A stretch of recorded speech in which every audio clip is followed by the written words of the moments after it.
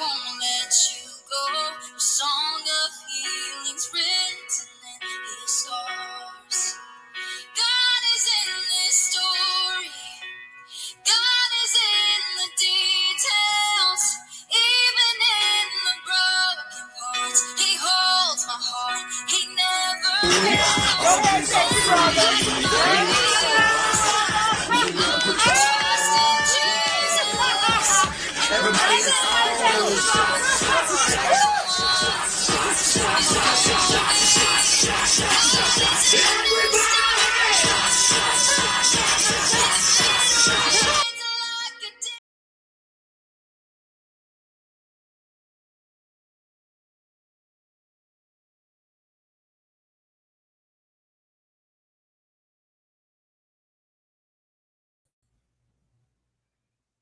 Good evening, my Sun Blazing Heroes. Before we even start today, I want to be honest with you guys.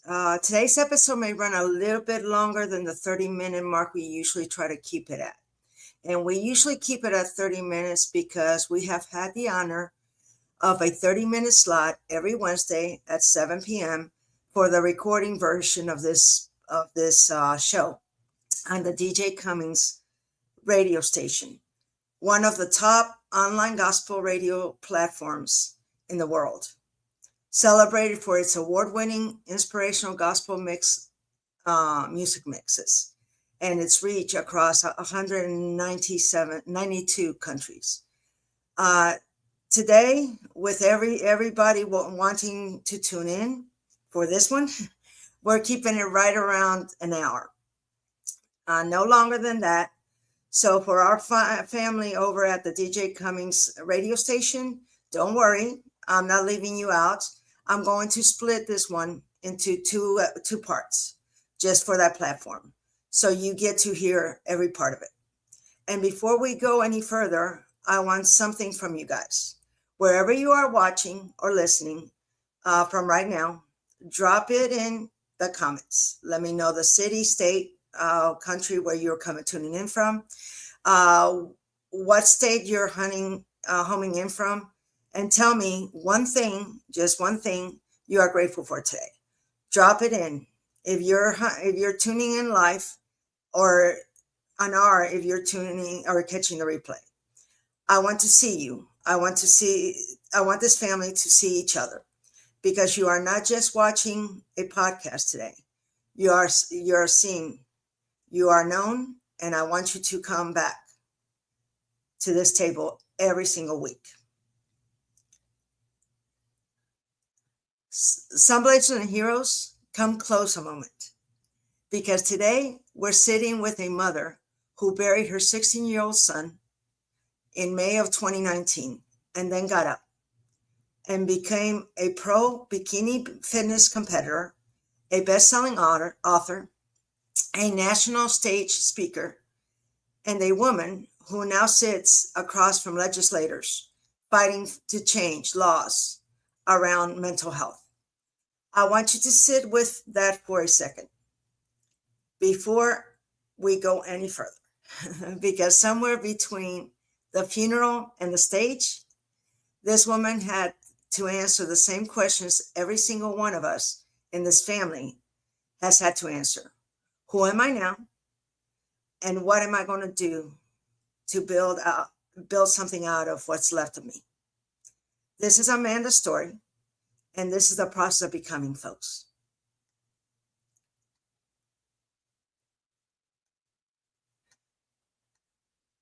Before we go there, and I promise you we're going to go there today, I need your body in this room. So one of the things I do in every one of my podcasts is I do a somatic exercise with you. So plant your feet. If you're driving, folks, don't do this. But if you're somewhere safe, do this with us. Put your feet straight on the ground. Put one hand over your heart and one hand over your belly. Deep breath in through the nose. Hold it and release through the mouth. Let's do it one more time, and this time whisper with me. I am safe. I am held. I am becoming. Let's do it one more time. I am safe. I am held. I am becoming. Let go, loosen your shoulders, and unclench your jaw. Family, today we're going to talk about the hollow place, a place that gets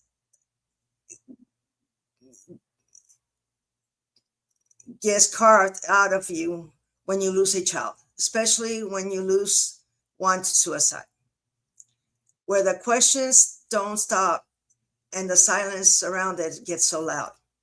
But a hollow isn't only an emptiness. In a natural world, a hollow is also a shelter, a low place where water gathers, where things are held, where new growth starts because the ground was softened enough to receive a seed. You are not just in a hollow place today. You are also in a holding place. Hold on to that. We're about to show you what it looks like in real life. For those of you tuning in for the first time, my name is Rosie. My son Jeremy died from cancer. Amanda's son Logan died from suicide. Different roads into the same valley and family. I want to say this clearly because it matters. There is no hierarchy of grief here. A mother who loses her child to disease and a mother who loses her child to mental health crisis are both standing in the same devastation. Both are asking the same questions in the dark. How do I live again when the life I loved is gone? For those of you flying with us today for the first time, let me tell you a little about me. When cancer took my forever 37 baby boy, Jeremy, yes, you heard that right, 37, and he was still my baby boy. It took my identity with him. 8 months, almost 100 pounds gained. I was surviving, but I was already gone. And then Jeremy came to me in a dream. Mom, get up, live. Remember the dream? I made a decision. Grief happened to me, but I still had a choice of who I was going to become afterwards. So I decided to invest in myself. I got me an amazing coach, the incredible icon himself, Mr. Darren Walker. And with him came an amazing community, the Be Iconic community. People who saw me, who pushed me, who reminded me who I was becoming, even on the days I couldn't see myself. Piece by piece, prayer by prayer, decision by decision, I rebuilt. What I've learned sitting across from mothers like Amanda is that suicide loss carries its own particular weight. The guilt, the what could I have done, the silence other people don't know how to sit in with you. It is not a lesser grief.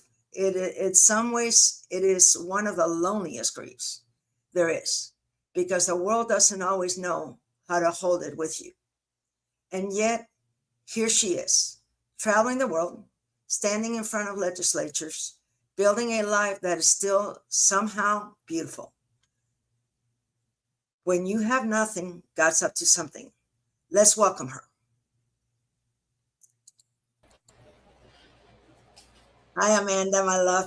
Let me tell them a little bit about you, and then we'll let you start, okay? Okay, thank you. I think you already did, but sure.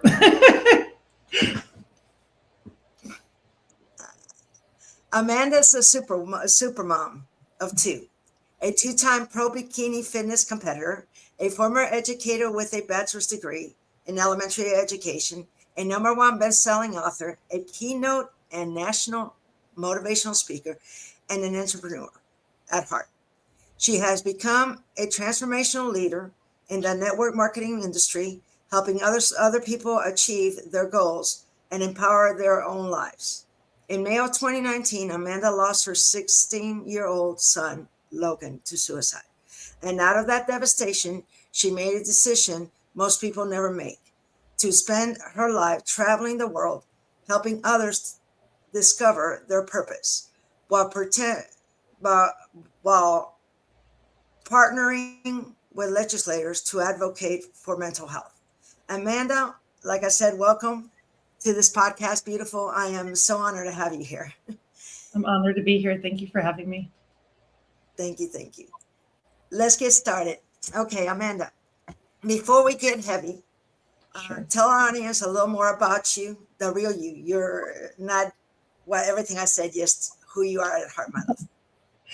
Sure. Well, I'm a work in progress, aren't we all? Yeah.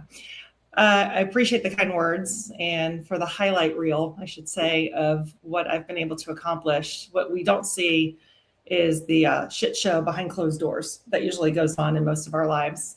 And of course, everybody who does know me knows that I'm a very transparent, vulnerable person, not embarrassed by where I am in life or what has led me here in life. And so I guess we'll just, uncover some things as we go. Fantastic. I love that, Amanda. Thank you. Thank you, my love. Take us back. Who you were before May 2019. You were already a mom, an educator, someone who'd built a life. Paint us the picture. Who was Amanda before 2019, May 2019?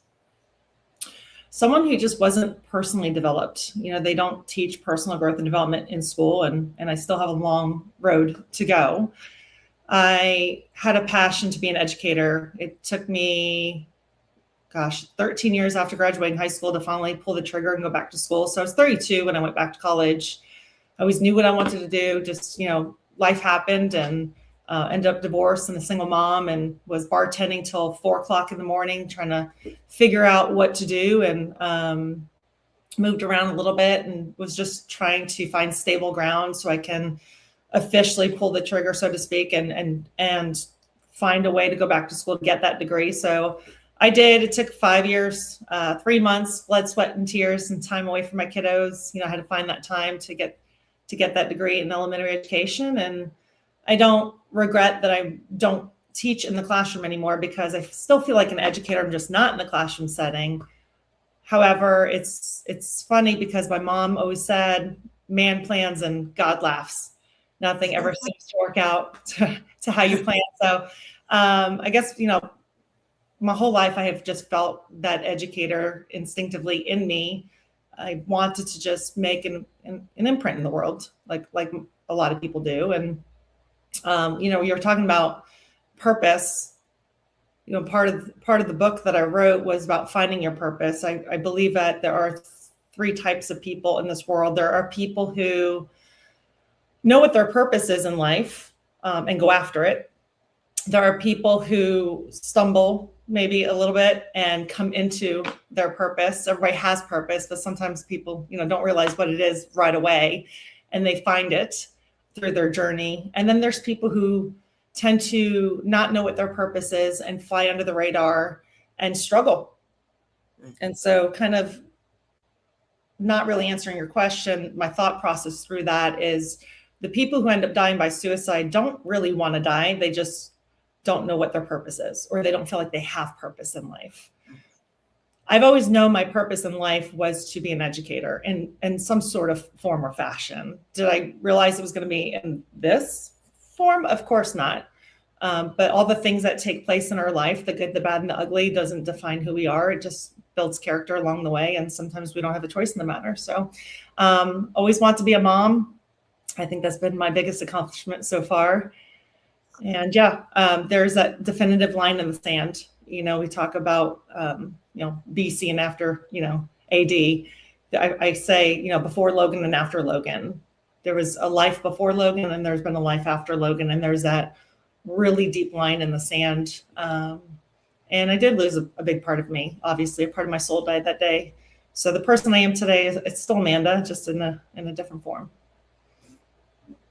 Hear you, my love. And boy, we got a lot in common, because I ended up going back to college at 32. So I get it. Tell us about Logan, my love. Not how he left us, who he was, what did he love, what made him laugh, what do you want every person listening to know about your son? Yeah. Gosh, Logan was really larger than life, infectious, very witty, charismatic, loved marine life, wanted to go to the College of Charleston to be a marine biologist. Just very outgoing, very outspoken, very opinionated, very energetic. I thought I was a very hyper person. That apple definitely didn't fall far from the tree. A really great kid. I mean, of course, he had his nuances as being a kid will have, but overall, he was a really great kid, a hard worker, overachiever, had a lot of friends. Just really dedicated and loyal, just so loyal to everyone around him. Everybody adored him. I've been finding, Amanda, that, they say only the young die young. I mean, only the good die young, I'm sorry. Yeah. And I've noticed that when our children die at a young age, they seem to be amazing, incredible. I mean, the lights they leave is incredible. So God bless you. God bless him. Okay. Mm-hmm. And so let me ask you, suicide loss carries a particular kind of weight. The guilt, the questions, the silence. Other people don't know how to sit in that with you. What was the hardest part of grieving Logan that people don't talk about enough? I think there's just different types of guilt. I have survivor's guilt. It's a secondary form of PTSD. I don't think there was anything I could have done or didn't do. Obviously, being a parent doesn't come with an instruction manual, but neither does being a kid. And at least I've been a kid before. So Logan's suicide took me by surprise. Definitely didn't see it coming. And statistically, they say 4 out of 5 people show clear warning signs and 20% don't, which is why I love that we're having this conversation, because if we can have those non-cringeworthy conversations and normalize the conversation around mental health, then maybe we can lower that number from 20% to, as low as we can get it, because people feel more comfortable coming out and actually having those conversations. With Logan, I call him the Robin Williams of the group, because even though you and I might not have personally known Robin Williams, he still took the world by surprise. He just wore a smile on his face. He liked to make people laugh. I mean, that was Logan. He was the rising star of the speech and debate team in high school, and he did such a phenomenal job at making everybody else around him feel good, even when they felt like they didn't do well, maybe at a competition, that they were going to make him the morale officer the following year, which is crazy to me. So I do carry that survivor's guilt, because as a mom, my heart should not still be beating, and my son's is not. Guilt as far as being able to stop what happened, I don't know if I'll get ridiculed for saying this. I feel like, unfortunately, with the demons in Logan's head and the battles that he was fighting that I was not aware of, even though we had a very close relationship, he was very good at hiding it, like a lot of people are. I feel like whether it was then or 6 months from then or 6 years from then, at some point, I think potentially he could have still lost his battle. Of course, I would have loved the opportunity to have gotten him the help that he needed, and I just wasn't given that. So I think some people beat themselves up and they blame themselves for why someone takes their life, but ultimately it is an impulsive decision that person makes in that moment.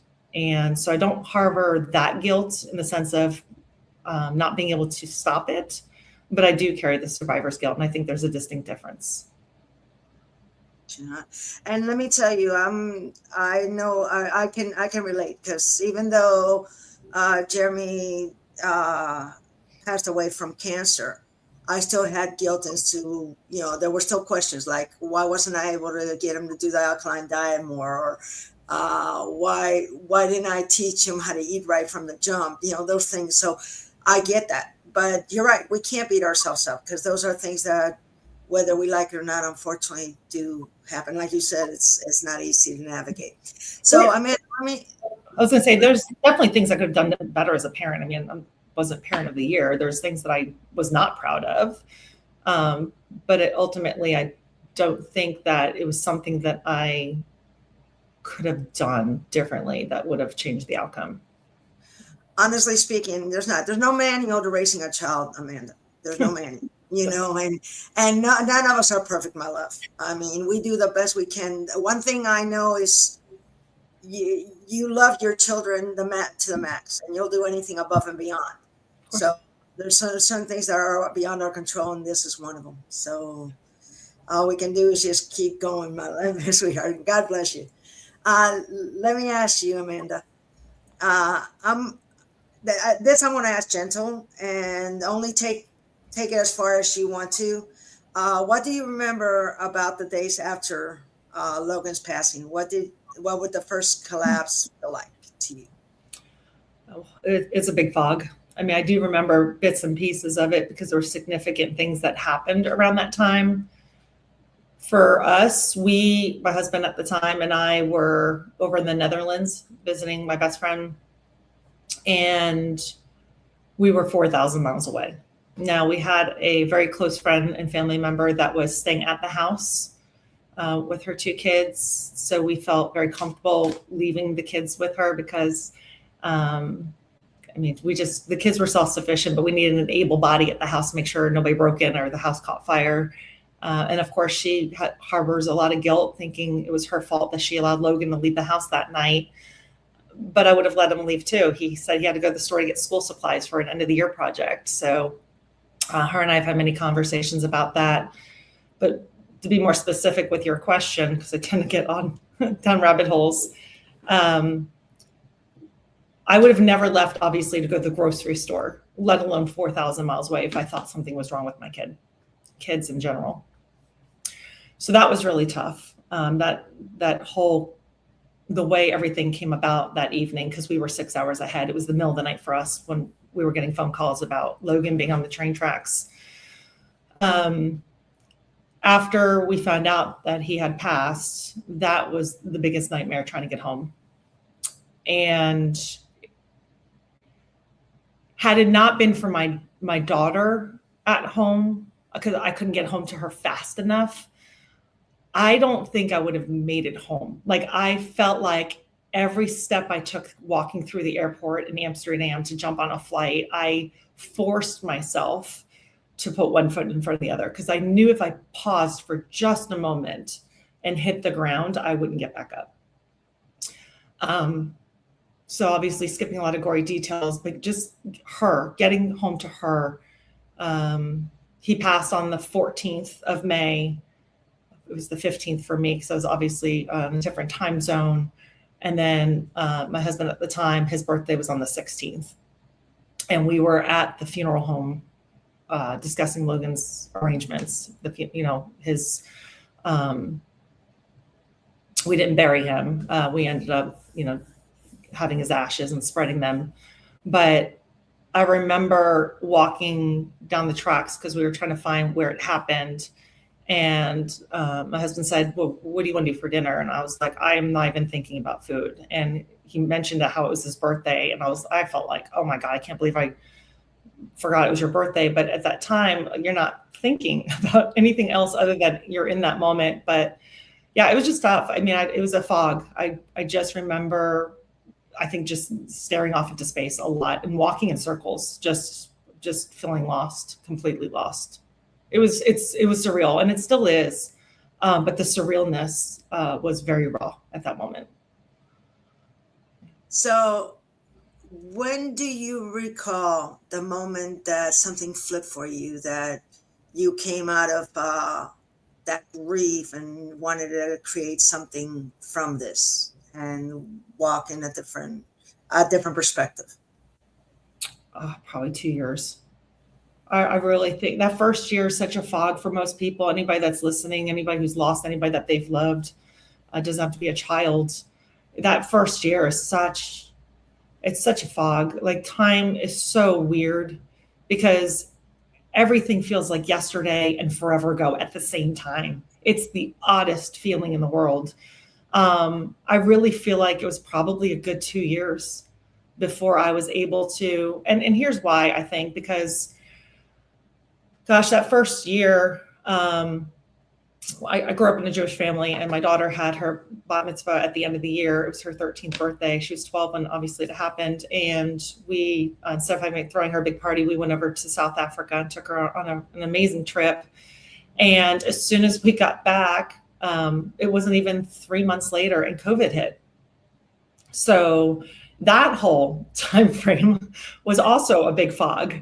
And coming out of that year, I had some friends that competed. I used to be a fitness competitor in a different federation, and I had a really good friend just say, "Hey, why don't you do a competition with us?" And I was like, "I'm barely eating, and I know what it takes to do these competitions. Like, you're eating 5-6 meals a day, really packing on the protein. You have to stay disciplined and focused." And it was that invite that really, I think, just kind of got me my wheels in motion to actually start taking care of myself, because I preach mental health, but if you can't pour from an empty cup, and if you're not fueling your body with any type of nutrition, you're not going to have any energy. And so it really was a double-edged sword with not eating properly, or taking care of myself. I was trying to take care of everybody else, and I put myself on the back burner. So I would say just probably 2 years. I don't even know. I hear you. I hear you. And listen, folks, what Amanda said is so true. You can't pour out from an empty cup. It just doesn't happen. Mm-hmm. We know that. So, Amanda, you weren't just grieving as a mother. You were also raised a daughter who was grieving as well. Yeah. And people don't talk enough about sibling grief. Can you give us a little insight as to what that looked like? And as a mother, having to guide her and going through your own grief, it couldn't have been easy. Can you tell us a little bit about that? Yeah, I reached out to therapists. There were different forms of therapy we worked with. There was a children's theater at the time, and then of course it was during COVID, so a lot of it was online. We just kept the conversations really open with her. I think the three most powerful words you can ask anyone is, "Are you okay?" If you ask someone, "How are you? How are you doing?" You can answer that 5,000 different ways. But if you say to someone, "Hey, are you okay?" You're still asking how they're doing, but it's really a straightforward yes or no. So we would do pulse checks. We would talk about Logan a lot. I'd find her crying in his bed, wearing his hoodie several times. She never liked to cry. She's more on the introverted side, but she ended up turning her pain into purpose. And I feel like she and I grew together in that aspect. She saw how I started doing a little bit of advocacy work, and she was watching, and she was kind of jumping on the bandwagon with that. She ended up creating a Minds Matter mental health club at her high school. So I've really watched her grow through her grief. But she was doing really well, exceptionally well for considering what her just losing her brother. And we still talk about it. She doesn't talk about it often, but we still talk about it. That's, God bless you. I mean, that had to been.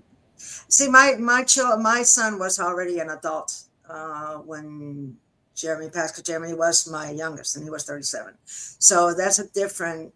But I couldn't imagine having to cope or go through grief and still have to handle or the grief from a young child. That's got to be like devastating. But God bless you for that, Amanda. She's very intuitive, and thank you for that, by the way. She's very intuitive. She knew something was going on. I mean, there was obviously a lot more to the story with, the police. The police were out there looking for him. Everybody, every Tom, Dick, and Harry was out there looking for him, because he just basically told everybody he left. Everybody wants to know if they left a note, and I would say, I don't know why that's the number one brain question. Did he leave a note? Is what everybody would ask. The answer is no, but I remember thinking, why does it matter? Like, if he left a note with 1,000 reasons why he did what he did, would it make sense to you? Like, it would never logically make sense why people choose to leave this world. But what I want to say quickly was that when the police came to the house, she knew instinctively something was wrong. And we talked about mental health before that. I promised her that if I heard any news about where Logan was, he wasn't in trouble, but he was endangered and missing, then I promised her I would be the first person to tell her. So the devastating part of that story is that I had my friend at the house, and I had another friend go to the house, and I made them wake her up. because it was publicized on the news and on social media. And I knew when she went to school the next day, she was going to find out. And the last thing I wanted her to do was find out at school. So that for me was the most painful part of Logan's death, aside from losing him, was having to break the news to her through a FaceTime call. That was devastating in itself. Imagine. Yeah. God bless you, babe. So another question, Amanda. You stepped into the pro bikini fitness stage twice. What did rebuilding your body have to do with rebuilding yourself? How did it help? It's just about creating habits. And like I said, I preach to people about mental health and taking care of yourself, but for me, it wasn't about getting my body in the best shape it's ever been in, which was nice. It's not sustainable, but I did it because it was going to force me to eat. I mean, I didn't have an eating disorder, but I just had no appetite. Everything lost taste, everything lost color. It was like, I felt guilty. We talked about guilt, because I was doing my best to show up as a mom for my daughter and to show up as a wife to my husband. But I did it because I knew it would force me, and it would be a positive distraction. I guess the best way to answer your question is it was a positive distraction. I knew from just my former experience of what it would take and what it would do for me, and it would help boost me into the right direction of just trying to normalize my life as best as I could. I understand that. It makes a lot of sense, my love. So you went from classroom educator to national keynote speaker, standing on stages, telling the story to strangers. What was it like the first time you had to tell Logan's story on stage to the public? Gosh, it was a blessing and a curse, quite honestly. It was a blessing because I just felt like it takes one domino to tip the rest. And I felt like if I can affect one soul in the room, and the whole point of my advocacy work is because I couldn't save Logan. But if I can help one family, one person not have to experience what our family experienced, to me, that was healing and fulfilling. I have found my healing in talking about Logan and talking about mental health and being a light, even if it's a dim one, to a topic that's so dark.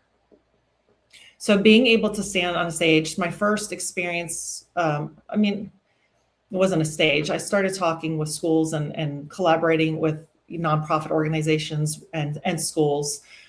But my first opportunity to stand on a national stage was it was the SHRM conference. So if people aren't familiar with that, it's the Society of Human Resource Management. And the Michigan SHRM is one of the largest conferences each year. And I mean, they had like an NFL player that was one of the keynotes. They had all these incredible speakers, and I had never stood on the national stage. So the devil is talking in my ear going, how are you even qualified to be standing on a stage, to be talking about anything and to these people? And I thought, gosh, did I mislead people to show them that there really isn't a qualification. It's just, you're just sharing something that could be very valuable to someone else. So I had to block out that noise. And I was there. There was about 1,200 people there in the audience, and some online. And being able to share Logan's story, it wasn't scripted, but I did have like a PowerPoint and some slides, and I was able to, I caveated, I'm not certified as a person to teach this stuff. I just want you guys to know what I did, what I could have done better, what I wish I knew. That's been one of the biggest parts of my advocacy work, is teaching people what I wish I knew before, and could have done differently to maybe help Logan in his situation. But yeah, I was able to do that. I had an opportunity to stand in front of the South Carolina National Guard. So working with the military, working with the schools, and just, HR around the globe and things like that. It's been really rewarding. Thank you for that, sweetheart. You're partnering with legislators to advocate for mental health.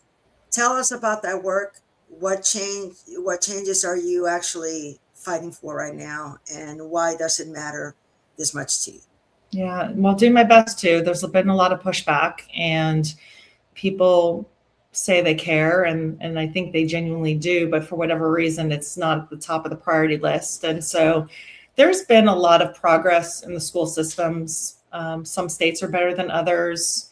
One of the nonprofit organizations I partnered up with is the Jason Foundation. And when I did it through a Google search, I didn't want people to waste their money on sending flowers when Logan died. I wanted them to take their money and put it towards something that was going to actually do something productive. And so when I found them, I learned that the Jason Flatt Act is something that's in 20 states so far, and some other states use something else. And I won't go into all that. Everybody can just look up what the Jason Foundation does just to save time.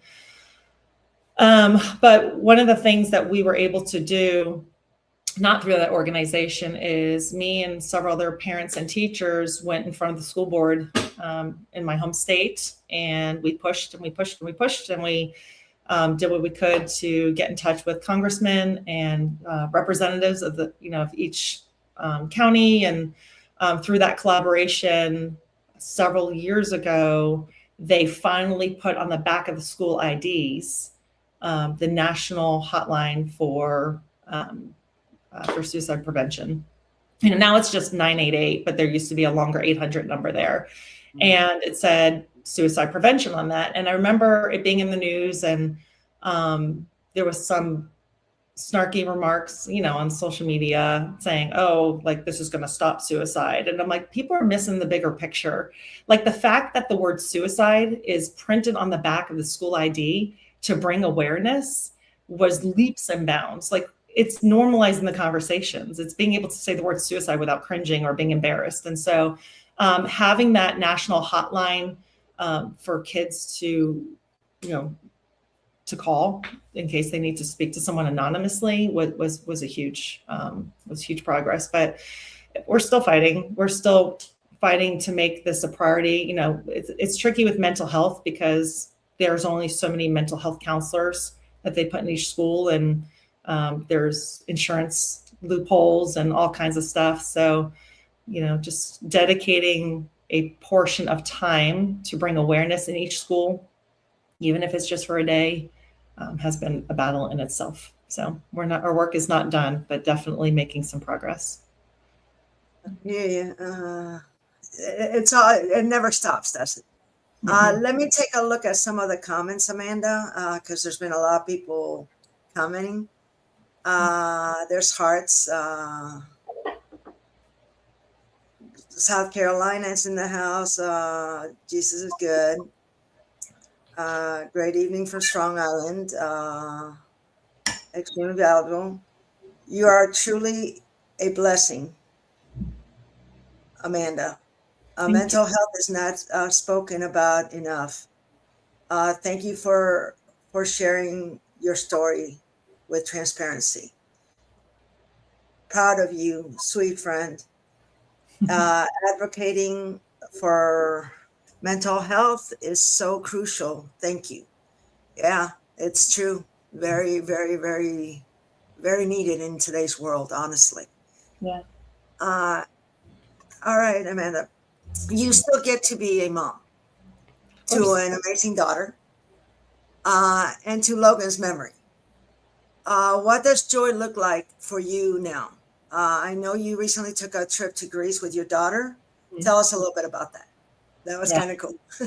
Well, I love the fact that you use the word joy, because a lot of people are looking for happiness, and happiness is like motivation. It's fleeting. It comes and goes. And for the last few years, I've been saying, I just need to find my joy again. I need to find a way to find my joy again. After Logan died, I just remember feeling like my smile was never going to look the same again. And I didn't know how I was ever going to feel whole and complete when part of my soul died. And I find joy in just my daughter. My daughter alone brings me so much joy. And just watching how much she has thrived. She's got so much grit, and she has handled this tragedy with so much grace. And so I just have really found joy in being a mom to her. And, I talked about personal growth and development, just being around a community of people who will rally around you on your lowest of lows, but still celebrate you when you're succeeding without any comparison or competition. They just genuinely want to see you thriving and winning in life. And so yeah, that just traveling. I've always had a passion for traveling. I started modeling when I was 18 out of Miami, and I never did it for the fame or fortune or the attention. I just wanted to find a way to get paid to have my feet in the sand. So it's kind of funny because the business I'm in now is allowing me to travel and get paid. So my life has, I would like to say, come full circle, but it's done a lot of like U-turns and driving. But yeah, the Greece trip was phenomenal. We were with my daughter and I actually went with a huge group of friends to Jamaica. And then 3 weeks later, she and I were in Greece for 10 nights. That was my 50th birthday present to myself.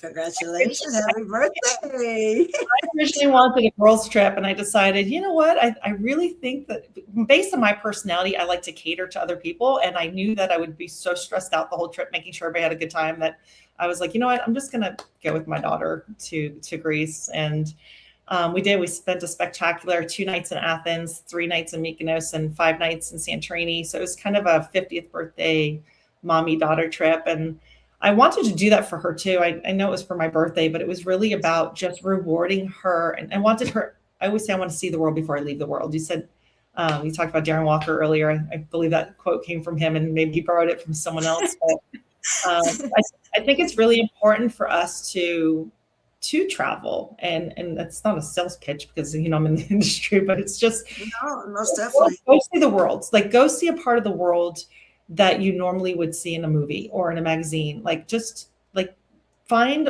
a way to, everybody works so hard, and most of us are flying under the radar, and most of us are battling some sort of depression or anxiety, or everybody has some sort of mental health challenge. I don't like the statistic of 1 in 5 are sick, because they're making you feel like something's wrong with you. 5 out of 5 people have a mental health challenge. We all do. And so I feel like if people can just find a way to just go somewhere, it doesn't have to be to the other side of the world. Like, just go to the beach for the weekend, or go to the somewhere at least. Don't just stay home all the time. It's so easy to become a hermit crab. I mean, our children don't, and me too. I don't remember whatever I got for my birthdays when I was a kid. Kids don't remember what they got for their birthday, but they never forget a trip. And you're right. We need to experience life more. Yeah. And that's what life to me is all about. So God bless you. That's awesome. After Logan died, we started buying experiences instead of things. We realized that was important to us, to have those experiences. We're still getting in a lot of comments. God bless you and your daughter. Communities, and it's everything. Willpower alone is never outdo community. She has learned grit from the best. Yes, she has. Yeah. And somebody said your daughter's a gem. Obviously, they know you're a daughter. She's got to be amazing. I look forward to seeing her today. Glad to hear more of your story, Amanda. Even though we have spent time together, it's still nice to hear. Thank you, Amanda, for continuing working to help people dealing with suicide thoughts. You are amazing. You amaze me. Thank you. Yeah. Thank you, folks. Nice listening and hearing your words. All right, girl. So if Logan could see you right now, the stages, the book, the legislatures, your daughter in Greece, everything you're building since he left, what do you think he would say to you?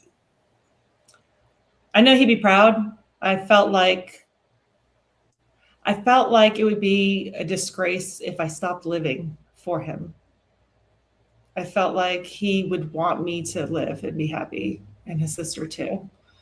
So giving myself permission to laugh again, giving myself permission to smile again,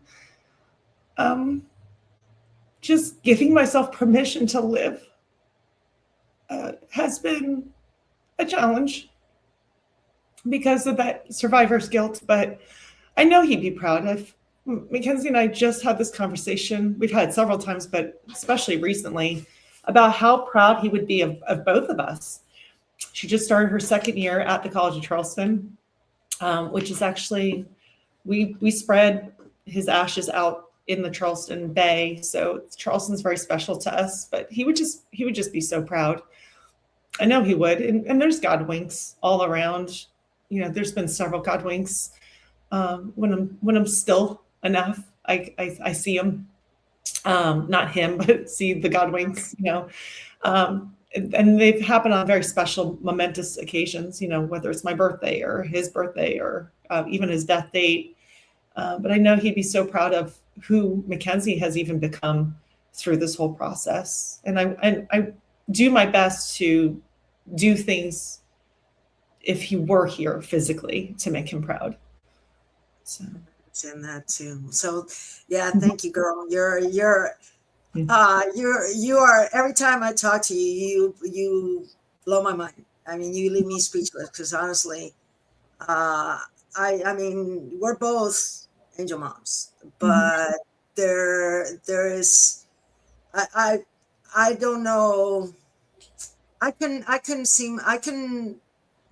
should I word this? I can't imagine, with everything that the pain I went through, to also have to figure out how to be right for my daughter, so that in itself, you are like, wow, mind blowing, my love. Well, a lot of people, comparison is the thief of joy. So some advice I'd like to give to anybody who's listening, who might be struggling in general, whether it's grief or in life, is we live life vicariously through others. We live behind the screen of social media, and we feel like someone's got their life together, and we only focus on their success. We don't realize what goes on behind closed doors. Like you said so many kind things about all the things I've accomplished, but what people don't realize is how many times I cried on the floor of the shower and my husband had to turn off the water and scrape me off the floor. Or how many times I sobbed so hard on the carpet that I was literally dry heaving. Or how many days I probably wasted, which aren't wasted because it was something I had to go through at the moment, just staring off into space for hours at a time. It's like, those are the things that people don't realize. They just see the highlight reel. And so I remember someone lost their kid. It was a friend on, we're friends on social media, but it was someone I knew mutually. And she commented on one of her posts when I commented. She made a post, I commented, and she responded and replied with, "I wish I was as strong as you." And she didn't know me on a real deep personal level. But regardless, I said, don't do that to yourself. Don't compare my strength to yours. Because quite honestly, I don't see it as strength. I see it as survival mode. Like, I could have crawled into a rabbit hole. I contemplated on it many times, but I knew I would do the world a disservice, and I would do my daughter a disservice disappearing. So I felt like I really didn't have a choice but to find a way to put one foot in front of the other, however that looked at. Like, there were days where I felt like brushing my teeth was an accomplishment. I went from posting on my social media reels, like, hey, living, not existing, to literally barely scraping myself out of bed and brushing my teeth for the day. So my advice to anyone who's struggling is, don't compare yourself to someone else's, what you consider their strength, because most of the time we're all in survival mode. I mean, I don't normally have my hair done and makeup on. And if anybody sees me out and about, I mean, like, I'm in messy mom bun, no makeup, gym clothes all the time. I look like I have it together, but I typically don't. Most of the time, I'm just looking for things to give me a positive distraction, and I do my best to get through the day. Thank you, Amanda. Thank you for your wisdom, my love. What would you say to a mother listening right now who just lost her child to suicide this year, this month, this week, who doesn't believe she'll ever back up again? What would you say to her? Probably the same things that were said to me. Just, you'll be able to breathe again a little bit. It'll feel a little bit lighter over time. It's just, the crappiest thing about it is you don't have a choice through. The only way through is through. Allowing yourself to just give yourself grace, allow yourself to feel it on those days. Don't suppress it. Don't be afraid to ask for help. It's okay to not be okay, but just be careful not to get into those really dark moments where you stay there. It's very easy to do, but just give yourself a little bit of grace and just know that, over time, whatever that timeline looks like for you, it could be a year, it could be 3 years, it could be 3 months. I don't know. You will be able to breathe a little bit lighter. You will be able to smile again. You may not feel like your laugh sounds the same, but the point is that you will laugh again one day, and you'll do it without feeling guilty over it. There was a moment on my 50th birthday. My daughter was sweet, and we were in Santorini, and she took me to this beautiful restaurant. She had it all planned out, and we were sitting there, and the server brought me a dessert, and Mackenzie was singing to me, and she videoed it, and she started crying. And I started crying because she was crying, but I didn't know why she was crying. And she said, I realized this is the first time that I sang happy birthday to you alone, and that Logan wasn't here. And so that it wasn't sad for her. It was more of a touching moment. I guess I'm not describing that feeling very well, but there are moments where you'll have that aha moment in life where you realize that things just look different. Traditions are different, but you create new traditions. There is no new normal. I hate that expression. You'll find a new normal. There's nothing normal about grieving a child. You just do the best that you can each day. People ask me all the time, how are you? Whether I'm checking out at the grocery store or you ask me, how are you doing? And my response is, I'm doing my best, because that's all we can do. Right. No, you're absolutely right. And it's amazing to me how we can carry the worst pain and worst grief ever in the planet, but still carry joy at the same time. So Just carry it. You're absolutely right. So some blazing heroes, did you hear everything Amanda's saying? Someday you will be able to smile again. You do have to give yourself grace, and a lot of it. Know that we don't have all the answers. Nobody ever created a freaking manual on how to raise our children or how to deal with anything. And there's a lot of misconceived ideas out there as to what grief should look like. And there is no look-alike. They're all different. Nothing is guaranteed. Nothing is expected. And you're right. It's baby steps, a little step at a time. That's the best you can do. So God bless you, Amanda. Thank you for being here, my love. Let our listeners know where they could reach you. They want to reach out to you, sweetheart. Let them know how you could be contacted, please. Love you. Sure. So I was hacked 2 years ago. So I made all my social media accounts pretty much, well, I shouldn't say all. My social media accounts like Facebook and Instagram are private. So please, if you do find me on either platform, send me a message and let me know that you were part of this podcast and you want to connect with me, because I'm very particular over who I add, and it has nothing to do with privacy as much as it does about just being afraid of getting hacked again. But just if you look up Amanda Meyer, Meyer, Inspire, there's an _ official. That's my Instagram. If you look up Amanda Meyer on Facebook, it's a picture of my daughter and I in Jamaica. I'm holding a Let's Go banner. You can really it sounds so bad. I hope this doesn't come across as arrogant. If you just Google Amanda Meyer or Amanda Meyer Inspire, I'll pop up and you can find me that way. I am on my Linktree, I believe, is Amanda Meyer 2020. I don't even know. Honestly, it's so bad. But I would love to connect with people. I really feel like sharing my story gives other people permission to share theirs. I feel like, nothing makes me more special than the next. Everybody has a powerful story to tell.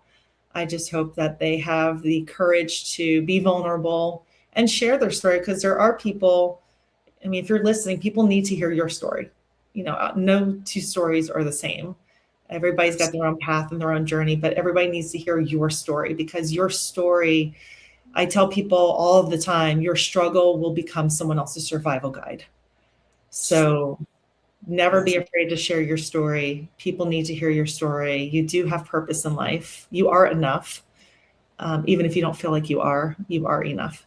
So thank you for letting me share. Thank you very much for being here. My pleasure, and I'm humbled. Thank you, Amanda. Yeah. God bless you. If today stirred something in you guys, if you're standing at your own fork in the road right now, deciding who you're going to become, I want to personally invite you to my next masterclass, Cleared for Takeoff, 5 Steps to Rebuilding Your Identity After Devastation, Loss. My free live masterclass will be August 28th at 7 p.m. and it is free. Come and take off, and I'll personally send you the link to the Zoom so you could attend. Amanda, again, thank you for trusting us with Logan's story, and thank you for trusting everybody and trusting me as well. You didn't just answer all my questions. You handed every Sunblazer hero listening prove that a hollow place can become a holding place. Sure. Keep flying, my love. And Logan is flying right alongside with you. No doubt. Thank you for the platform. Yes. My pleasure. So in closing, I'd like to say a closing prayer. You guys are more than welcome to pray along with us. God, we come before you tonight with hearts wide open, grateful for Amanda's courage to sit here and tell the truth. Thank you for Logan. Thank you for his 16 years, for his laughter, for whatever it was about him that made his mother whole world brighten, for having him. Hold him close tonight and hold Amanda's daughter close too. Thank you for Amanda not staying in the wreckage. Thank you for the stages. Thank you for her giving heart, her book, and thank you for her hands. And thank you, God, for all the laws and legislators that she helps move in the right direction. Thank you that you can take the most devastating loss of a mother and can carry it and still make a steward out of her. For every Sunblazer, every hero, every parent listening right now who is drowning in guilt and grief over a child loss, please watch over them and make sure that they know that they're not forgotten. God, thank you, and thank you for this platform, and thank you for Jeremy, and thank you for this day. In God's name, amen. Mm-hmm. Thank you for sharing Jeremy with us as well. Thank you. So my Sunblazer heroes, Amanda just showed us the hollow place. Comment Jeremy on any of the posts, and I'll send you the episode link. Come and take off, and I'll send you the link to the class. And family, if you or someone you love is struggling, please reach out with the suicide thoughts. Reach out to 988, which is a suicide and crisis lifeline. You matter. Your life matters. Until next time, folks, I love you. Amanda loves you. Jeremy and Logan love you. And God loves all of you all. See you on our next flight. Keep flying, and God bless. Thank you, guys. Thank you. Good evening.